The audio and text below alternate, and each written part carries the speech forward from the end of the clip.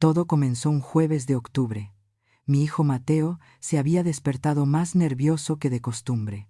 Lo escuché desde mi habitación, caminando de un lado a otro en la cocina. Eran apenas las 5:30 de la mañana. Cuando bajé, lo encontré ya vestido, con una camisa de trabajo color beige y pantalones de mezclilla gruesos, botas de casquillo en los pies. No era la ropa que yo esperaba ver en mi hijo, un ingeniero en sistemas, que se había graduado con honores del Tecnológico de Monterrey. «Mijo, ¿por qué tan temprano?», le pregunté, aunque ya conocía la respuesta. «Es mi primer día en la empresa de don Fernando, mamá. Quiero causar buena impresión». Don Fernando. Ese nombre que en los últimos 6 meses había escuchado una y otra vez, siempre con un tono de admiración en la voz de mi hijo. Fernando Aguirre, el padre de Isabela, la novia de Mateo, un empresario constructor que, según todo el mundo decía, había levantado medio Guadalajara con sus propias manos. «Mamá, Isabela me dijo que su papá quiere que empiece desde abajo, para conocer el negocio de verdad. Dice que así hacen los grandes empresarios, que aprenden cada parte de la operación». Asentí, pero algo dentro de mí se retorció. Mateo había rechazado una oferta de IBM en la Ciudad de México por Isabela, una oferta de 200,000 pesos mensuales. Pero él estaba enamorado, y cuando un hijo está enamorado, una madre solo puede bendecir y esperar que las cosas salgan bien. Los conocí en marzo, durante una cena en un restaurante carísimo en Puerta de Hierro. Yo, con mi mejor vestido, me sentí fuera de lugar entre tanto lujo. Isabella era bonita, no podía negarlo, piel clara, cabello castaño perfectamente alisado, uñas de gel, ropa de marca. Me saludó con 2 besos al aire, sin tocar realmente mis mejillas. Don Fernando llegó tarde, como hacen las personas importantes. 50 y tantos años, traje italiano, Rolex en la muñeca. Apretó mi mano brevemente, sin mirarme a los ojos. Durante toda la cena, habló solo de negocios, de sus proyectos, de sus conexiones. La señora Aguirre, Mónica, apenas habló. Solo sonreía y asentía cuando su esposo hablaba. «¿Y usted a qué se dedica, señora?», me preguntó don Fernando en algún momento, sin mucho interés. «Soy maestra de primaria, jubilada hace 3 años». «Ah, qué noble profesión», dijo, pero su tono dejaba claro que no lo consideraba para nada noble. «Isabella nos ha contado que enviudó joven. Qué difícil debe haber sido criar a Mateo sola». «Lo fue», respondí con dignidad, «pero mi esposo dejó un seguro de vida, y yo trabajé doble turno durante 20 años. Mateo nunca necesitó nada». «Claro, claro», dijo don Fernando, perdiendo ya el interés. Se volvió hacia Mateo. «Mira, muchacho, si esto va en serio entre tú e Isabela, tenemos que hablar de futuro. En mi empresa siempre hay espacio para gente trabajadora, pero aquí no creemos en eso de empezar en la oficina, con aire acondicionado y computadora. Hay que conocer el negocio desde los cimientos». Literalmente. Mateo asintió, emocionado. Yo me quedé callada, pero esa noche no pude dormir. Los meses siguientes fueron un torbellino. Mateo e Isabela se hicieron novios oficialmente.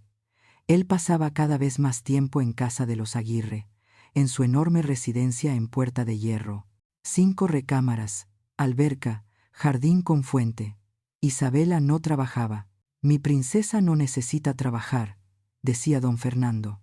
«Para eso trabajo yo, para que ella tenga la vida que se merece».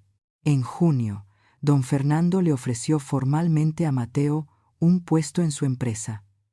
«Construcciones Aguirre y Asociados. Vas a aprender el negocio desde cero, muchacho.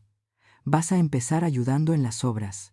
Mover material, preparar mezcla, cargar. Así vas a entender cómo funciona todo. En 6 meses te subo a supervisor. En 1 año estarás en la oficina. ¿Qué dices?». Mateo aceptó sin consultarme. Rechazó la oferta de IBM. Cuando me lo contó, sentí que algo se me rompía dentro del pecho. 30 años de sacrificio. Vender la casa que había heredado de mis padres en Puebla para pagar su universidad privada. Trabajar en 2 escuelas, dar clases particulares los fines de semana. Todo para que mi hijo fuera ingeniero, para que tuviera las oportunidades que yo nunca tuve. Y ahora iba a trabajar como peón de construcción. «Mijo, ¿estás seguro?», le pregunté esa noche.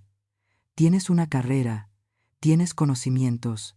¿Por qué empezar como obrero?» «Mamá, don Fernando tiene razón. Así es como se aprende de verdad.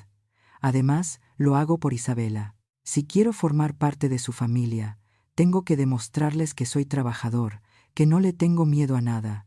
«¿Isabella está de acuerdo con esto?». «Fue idea de ella, mamá. Dice que su papá hizo lo mismo cuando era joven, que trabajó con sus propias manos. Dice que eso construye carácter». No dije nada más. Pero esa noche, sola en mi habitación, lloré por primera vez en años.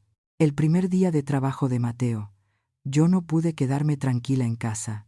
Le dije que iba al mercado, pero en lugar de eso, tomé un Uber hacia la zona de Santa Margarita, donde según Mateo, estaba la obra en la que iba a trabajar. Un desarrollo de casas residenciales. «Fraccionamiento Prados del Sol», decía el letrero enorme en la entrada. Le dije al guardia de seguridad, que buscaba al ingeniero de la obra, que tenía un asunto de presupuesto. Me dejó pasar. Caminé entre cascarón de casas a medio construir, entre montones de arena, grava, varillas. El sol pegaba fuerte, eran casi las 11 de la mañana, y entonces lo vi.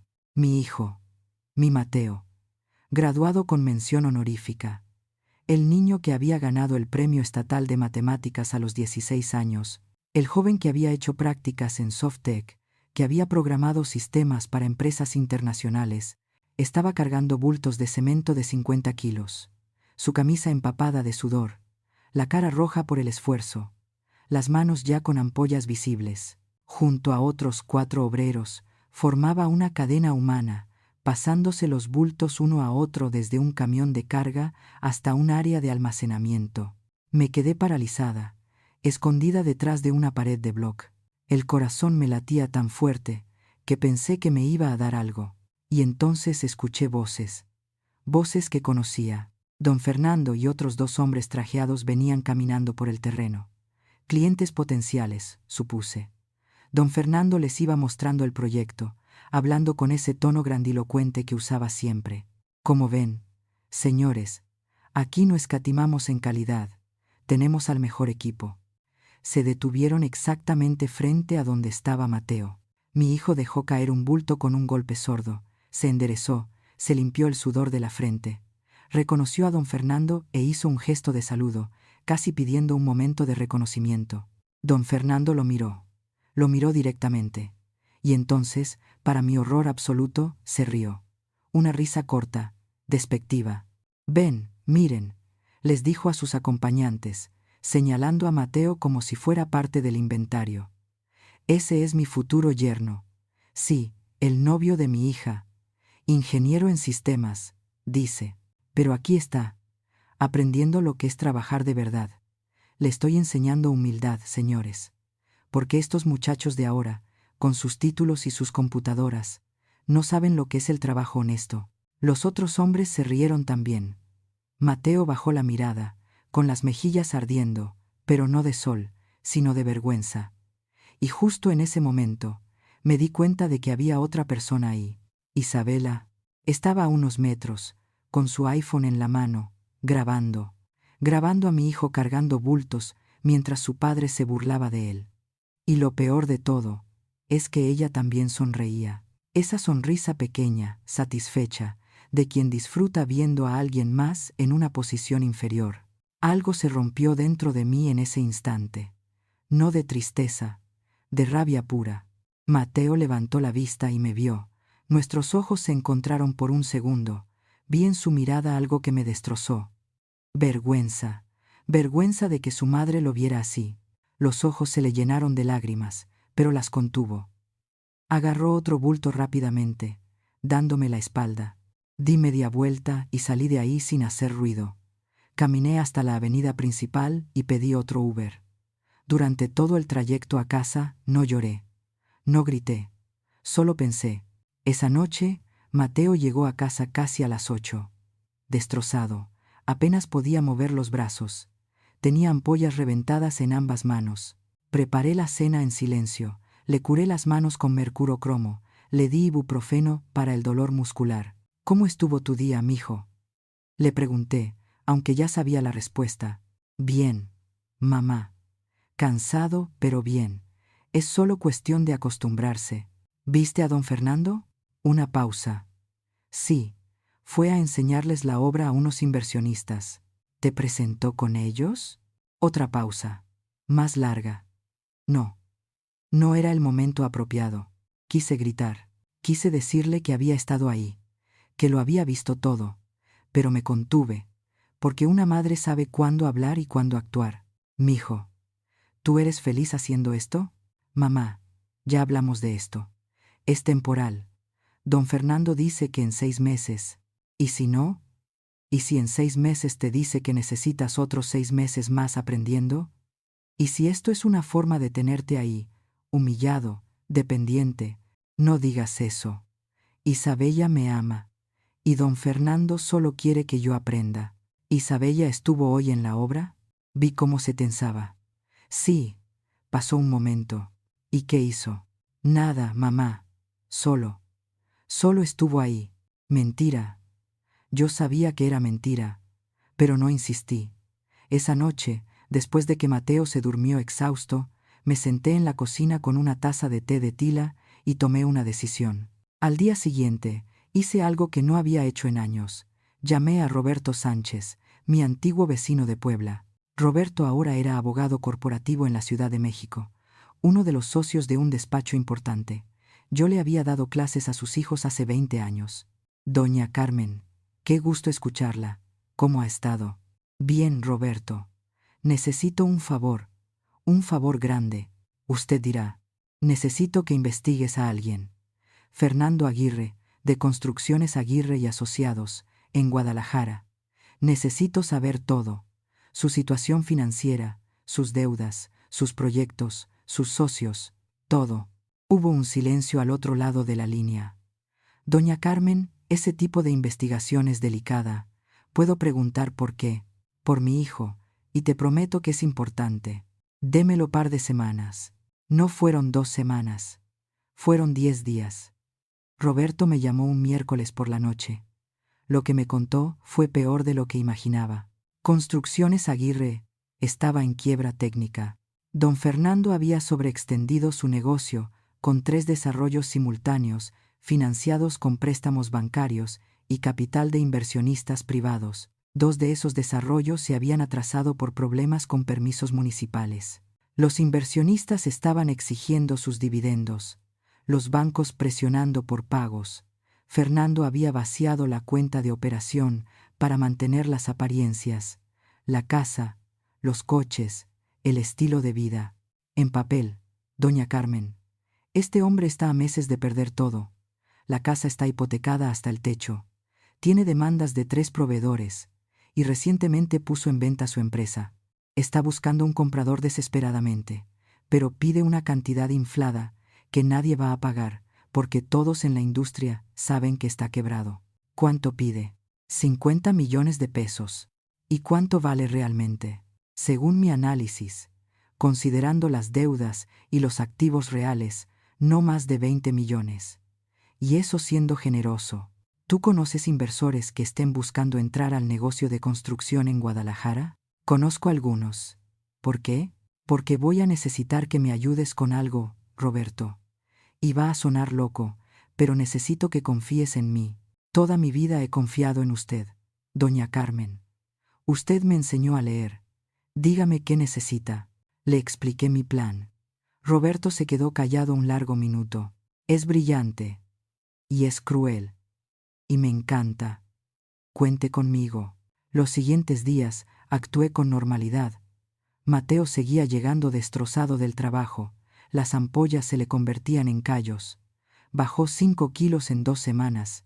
Isabella iba a casa ocasionalmente, siempre perfectamente arreglada, siempre hablando de la próxima fiesta o el próximo viaje que pensaban hacer cuando Mateo terminara su entrenamiento. Una noche, durante la cena, le anunció a Mateo: mi papá está organizando una cena importante el próximo sábado. Inversionistas de Monterrey.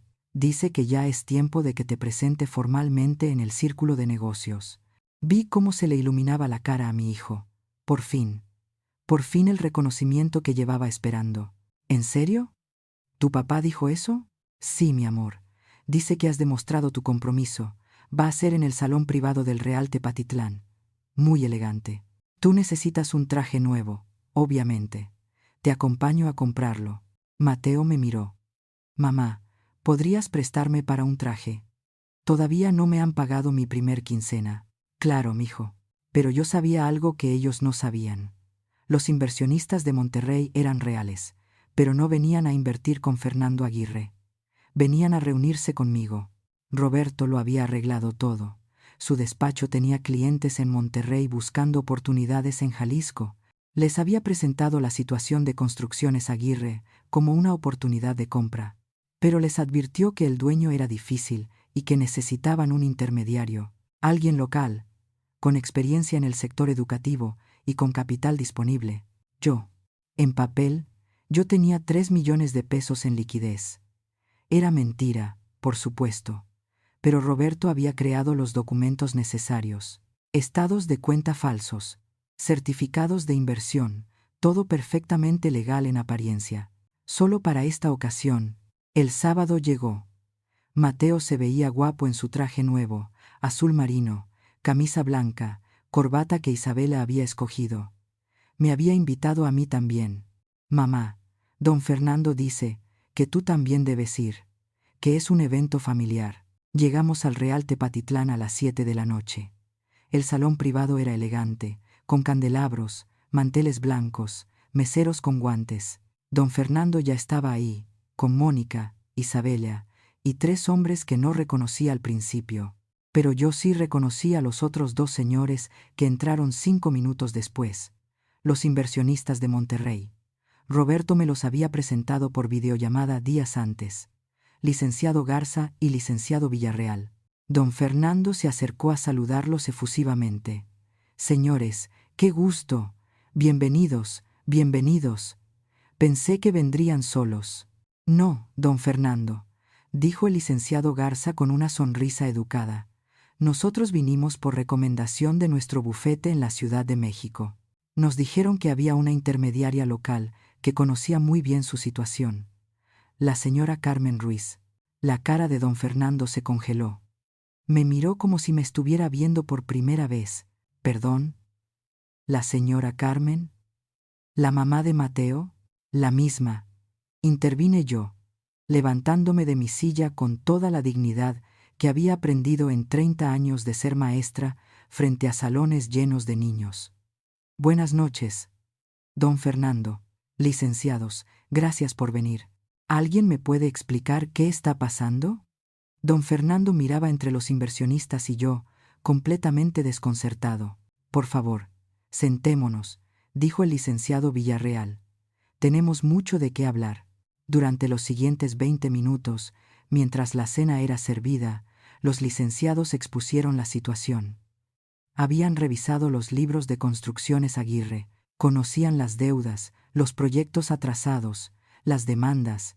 Sabían que don Fernando estaba desesperado por vender. Nosotros representamos a un grupo de inversionistas, explicó Garza. Y la señora Carmen, aquí presente, está dispuesta a ser la cara local de la operación. Ella aportaría capital inicial de 3 millones de pesos.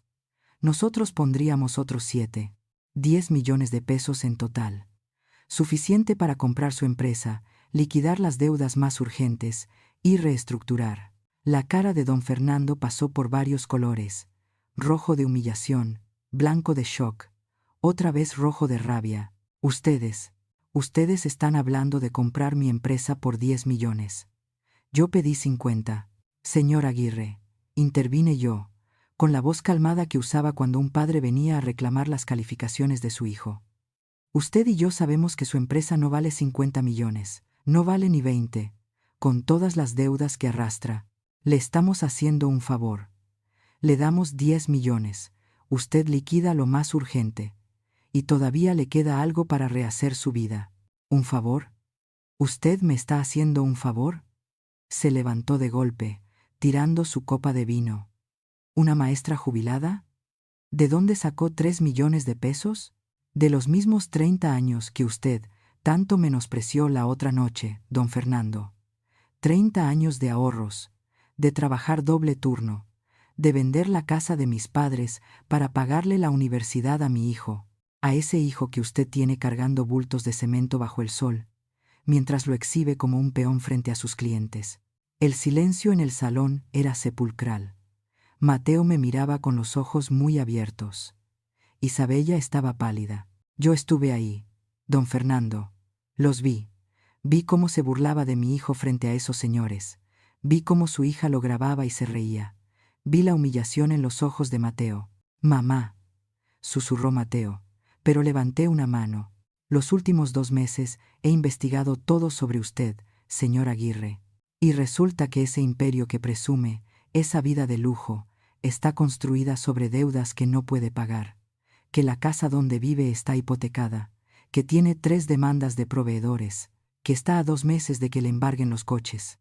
Y todo este tiempo ha estado intentando convencer a mi hijo de que se case con Isabela, con la esperanza de que yo, la humilde maestra, le inyecte dinero a su negocio quebrado». Don Fernando abrió y cerró la boca como pez fuera del agua. ¿Sabe qué es lo más patético, don Fernando? Que ni siquiera intentó conocerme. Ni siquiera se le ocurrió pensar que una maestra soltera que sacó adelante a un hijo con honores podría tener más recursos y más inteligencia que usted, con todo su Rolex y su prepotencia. Me volví hacia los licenciados. «Señores, mi oferta se mantiene, pero con una condición adicional. Cuando la transacción se complete, quiero que el primer acto de la nueva administración sea ofrecerle a mi hijo Mateo un puesto acorde a su preparación. Ingeniero de sistemas, desarrollando software de gestión de proyectos para la empresa, con un salario de 120,000 pesos mensuales. «Nos parece razonable», asintió Garza. Me volví hacia Mateo, que seguía paralizado en su silla. «¿Y tú, mijo, vas a rechazar ese puesto?» «¿Qué?». Su voz apenas salió. «Vas a rechazarlo, porque mientras yo arreglaba esto, también hice otra llamada a IBM.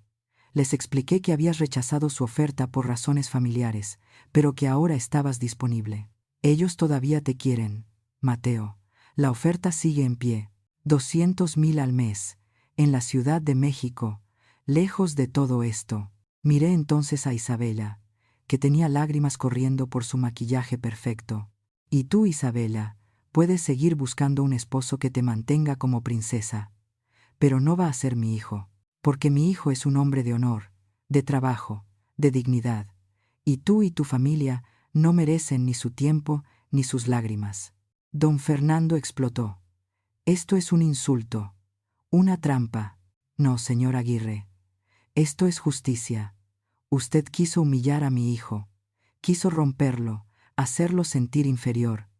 Pero lo único que logró fue recordarme por qué me sacrifiqué todos estos años. Y me dio la motivación para hacer lo que tenía que hacer». Me levanté. Tomé mi bolsa. «Licenciados, mi abogado Roberto Sánchez se pondrá en contacto con ustedes para finalizar los detalles. Don Fernando tiene 3 días para responder a la oferta. Después de eso, la retiramos. Y usted puede esperar los embargos que llegarán en 4 semanas, según mi información». Caminé hacia la puerta. Mateo se levantó y me siguió. En el estacionamiento, bajo las luces naranjas de los postes, mi hijo finalmente reaccionó. Se abrazó a mí y lloró como no lloraba desde que era niño. «Mamá, yo no sabía. No sabía que estabas haciendo todo esto». «Lo sé, mijo. Pero una madre hace lo que tiene que hacer. Lo siento. Siento haber sido tan tonto, tan ingenuo». «No fuiste tonto. Estuviste enamorado. Pero ahora ya sabes. Ahora ya viste quién era realmente esa familia». Nos quedamos ahí, abrazados, hasta que escuchamos pasos detrás de nosotros. Era Isabela, corriendo en sus tacones. «Mateo, espera. Por favor. Yo no sabía que mi papá estaba así de mal». Yo pensé, «Yo de verdad te amo». Mi hijo se separó de mí. La miró con una tristeza profunda en los ojos. «No, Isabela, no me amas. Amabas la idea de tenerme ahí, obediente, haciendo lo que tu familia dijera. Me grabaste mientras cargaba bultos. Te reíste mientras tu padre me humillaba. Eso no es amor. Pero podemos arreglarlo. No. Ya no. Y nos fuimos. 3 días después, don Fernando aceptó la oferta. No tenía opción. Los embargos habrían sido peores. La venta se cerró en 6 semanas. Los inversionistas de Monterrey traer nuevo management. La empresa se reestructuró, se liquidaron las deudas urgentes y empezó un plan de recuperación de 3 años. Mateo aceptó el trabajo en IBM. Se mudó a la Ciudad de México en diciembre. Yo me quedé en Guadalajara, en mi casita, pero ahora con la satisfacción de haber defendido a mi hijo de la manera que se merecía. No he vuelto a saber de los Aguirre. Escuché por ahí que vendieron la casa de Puerta de Hierro, que Mónica se divorció de Fernando, que Isabela ahora trabaja, por primera vez en su vida, como asistente administrativa en una agencia de viajes. Y mi Mateo, mi hijo, ahora viene a visitarme cada 2 meses. Me llama todos los días, y hace 3 meses me presentó a una chica. Andrea, ingeniera también, compañera de trabajo. Una mujer sencilla, inteligente, trabajadora.